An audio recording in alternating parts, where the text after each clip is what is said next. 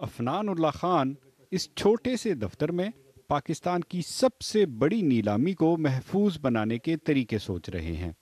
حکومت نے ان کی ٹیم کو نیلامی کے عمل کو سائبر حملوں سے بچانے کی ذمہ داری سونپی ہے۔ On that day fire fighting کریں گے اگر کچھ ہوا پرابلم، کیونکہ اللہ نہ کرے کچھ ہو، اگر کچھ ہوا تو پھر ہم کچھ اسٹریٹجیز امپلائی کریں گے کہ جیسے انکمنگ ٹریفک جو اس کو ہم لمٹ کر دیں گے کہ صرف ان جگہوں سے آ سکتی ہو، ہم جیسے انڈیا کو نکال دیں گے بیچ میں سے، چائنا کو نکال دیں گے، رشیا کو نکال دیں گے، اس طرح کر دیں گے۔ یا پھر ہم اس طرح کریں گے کہ ہم کچھ دیر کے لیے ایک بیک اپ سرور کو آن لائن لے آئیں گے، اور پھر جو انکمنگ ٹریفک کی جو کیپیسٹی ہے اس سرور کی وہ بڑھا دیں گے۔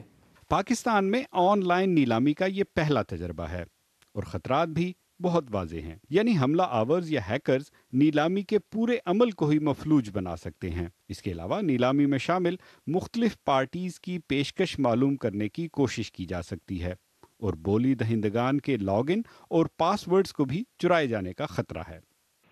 یہ خطرات ہیں کتنے حقیقی؟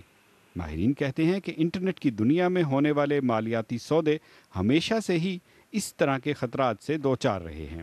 جو اس وقت پاکستان کے اندر جو گورنمنٹ سیکٹر کی جتنے بھی ڈپارٹمنٹس ہیں، یہاں پہ ان کی جو ویب سائٹ جہاں پہ بھی ہوسٹڈ ہیں وہ اتنی زیادہ سیکیور نہیں ہے۔ اگر آپ آن لائن کوئی چیز کی بیڈنگ کر رہے ہیں یا کوئی ڈیٹا جا رہا ہے، اگر کوئی ڈیٹا شیئر ہو رہا ہے تو اس کے اندر چانسز ہیں کہ وہ انکرپٹ ہو سکتا ہے، وہ آپ کا انکرپٹ ہو کے وہ آپ ہیکر جو ہے وہ آپ کا ڈیٹا ڈمپ کر سکتا ہے اور اس کو کھول کے دیکھا جا سکتا ہے۔